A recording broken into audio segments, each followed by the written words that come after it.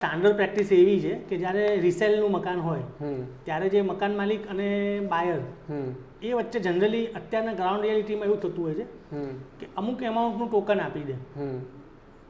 એ token આપે એટલે જે મકાન માલિક હોય છે જેને વેચનાર હોય એ વેચનાર એને માસ્ટર ફાઇલ આપી દે. હવે બે વસ્તુ, માસ્ટર ફાઇલનો ઉપયોગ શું થાય? બે રીતનો થાય. તમે બેંકને આપવું હોય તો બેંકને પણ આપી શકો છો કે જેમાં જ્યારથી ફ્લેટ બન્યા ત્યાંથી અત્યાર સુધીના બધા ડોક્યુમેન્ટ, અને ધારો કે તમે બેંક લોન નથી લેતા, તમારી કેપેસિટી છે કે તમે તમારા ફંડમાંથી જ બધું પૂરું કરી શકો છો, તો એનો એક ટર્મ છે સર્ચ.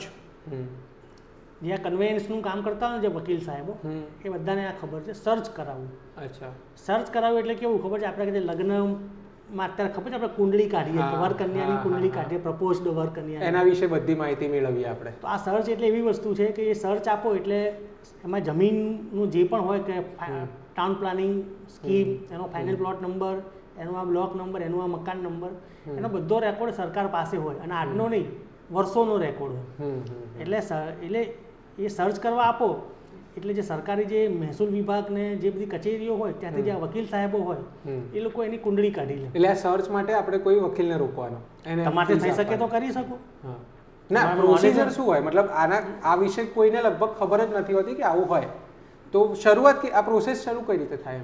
એટલે એમ જ કહું છું, તમારે એ સબ રજિસ્ટ્રારની ઓફિસમાં અથવા તો જે રેવન્યુની જે પણ કચેરીઓ હોય કે જ્યાં તમને જમીનના જે બધા ડોક્યુમેન્ટ મળતા હોય, તલાટી છે કે મામલતદારની કચેરી છે કે કલેક્ટર ઓફિસ છે, જ્યાંથી જે પણ ડોક્યુમેન્ટ હોય, બરાબર, એ ડોક્યુમેન્ટ તમારે એ કઢાવવા પડે. એમાં ખાસ કરીને 7/12ના ઉતારા સૌથી મહત્વના છે. શહેરી વિસ્તાર હોય અને નવું બાંધકામ હોય અને એ રિસેલમાં હોય તો પ્રોપર્ટી કાર્ડ છે, તો એ બધામાં આખી હિસ્ટ્રી આપેલી હોય.